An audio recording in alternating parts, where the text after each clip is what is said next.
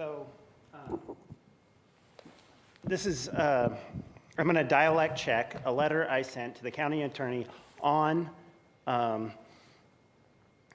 bugs in the department. And so I said, complaint, Spokane Police Department employees have been complaining about electronic audio recording devices being placed by the Spokane County Sheriff's Department in the public safety building for years. Employees believe their civil liberties are being violated along with their projects investigations and work being sabotaged by the Spokane Sheriff's Department. Proposal, all Spokane Police Department employees be allowed to check out the bug sweeper at any time and buy their own bug sweepers to detect any electronic equipment they feel unlawfully inhibits their abilities to do their job.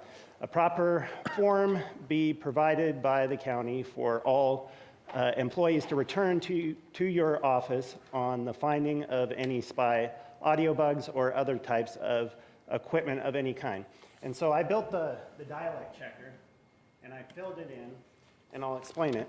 So you have different types of communication, and you can dialect check against a mental health diagnosis. And communicate with the police department.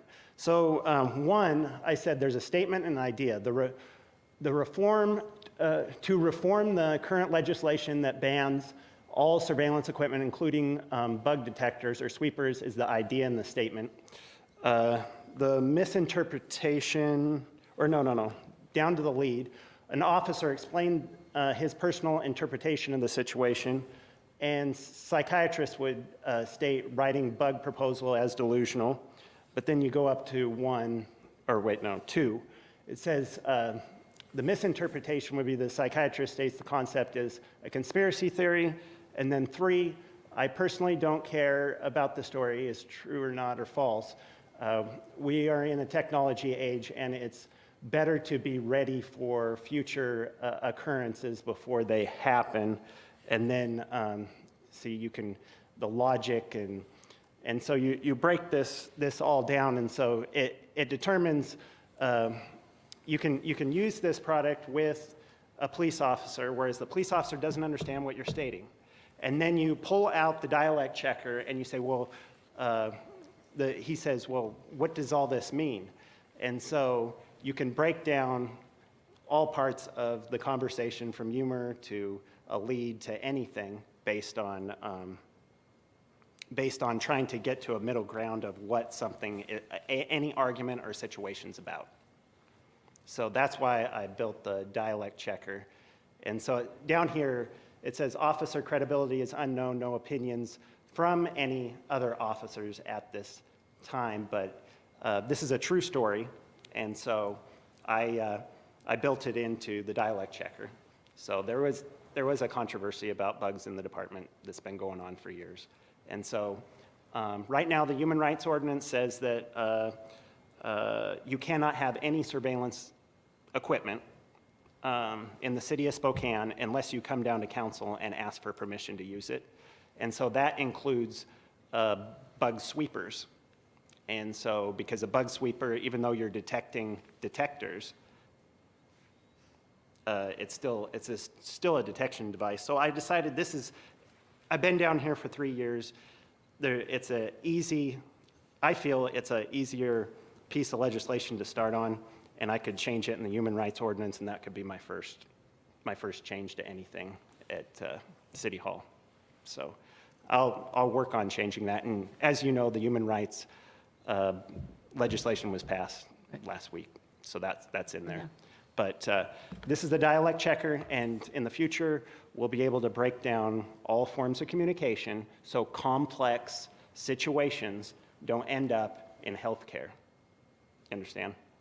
So the officer comes to a conclusion about what you're talking about based on breaking things down. Alan, have you asked the right people in the police department whether that chart you've put together works with the crisis intervention training they've been giving to officers? Crisis intervention. Do you know how those would CIT. interact? I haven't asked yet.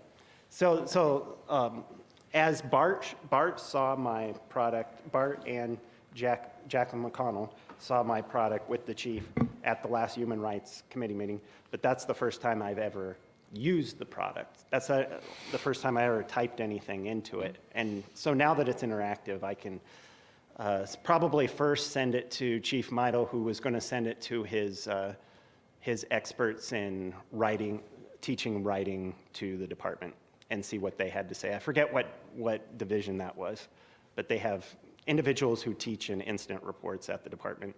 Right. Forensic analysis, I don't know what the department was. That was the first step, and then I guess I could send it to CIT. I think it would be interesting for them to analyze how that fits with the training they're getting. Because the idea is that the citizens all have this in the future, and I'm training the citizens on how they communicate with the department. So they have it in their phones all the time, and it's part of the process of protecting your rights, but also explaining incidences. And maybe this is not for live communication. Maybe it's breaking down a paragraph that you send in based on, what is it called?